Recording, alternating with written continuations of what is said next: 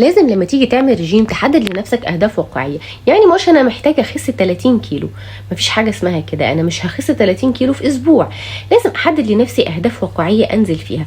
هحدد في الاول 5 كيلو هبدا انزلهم اول اسبوع، تاني اسبوع يعني الحاله بتيجي معايا بتنزل اول اسبوع 3 كيلو 4 كيلو، بس طبعا ده بيبقى من الميه اللي موجوده في الجسم.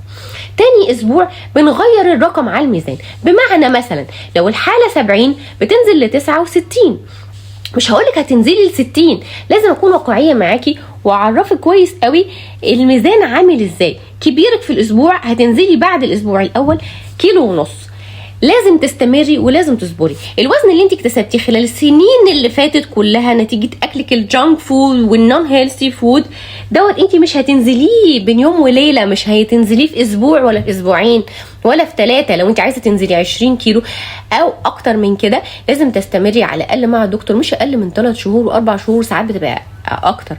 فلازم يكون عندك صبر واستمراريه، ولازم النظام اللي تكوني ماشيه عليه ما يكونش بيجوعك. انا مش عايزاكي تجوعي، لان الجوع هو عدو الدايت. انا لو جوعت خلاص الحرق وقف في جسمي على طول، بيدي اشاره للمخ انا جعان، انا في حاله مجاعه، وقف الحرق، البني ادم ده بيموت.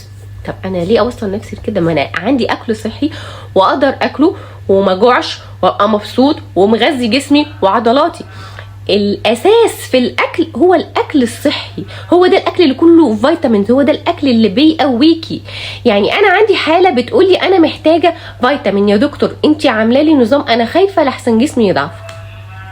قلت لها على فكره انت النظام بتاعك فيه كل الفيتامينز، انت المشكله ان انت كنت الاول بتاكلي نظام فعلا يعملك نقص في الفيتامينز، المقليات والحلويات والحاجات اللي بتتعب الجسم ديت، واللي وصلتنا لمراحل ان التخنه والسمنه مفرطه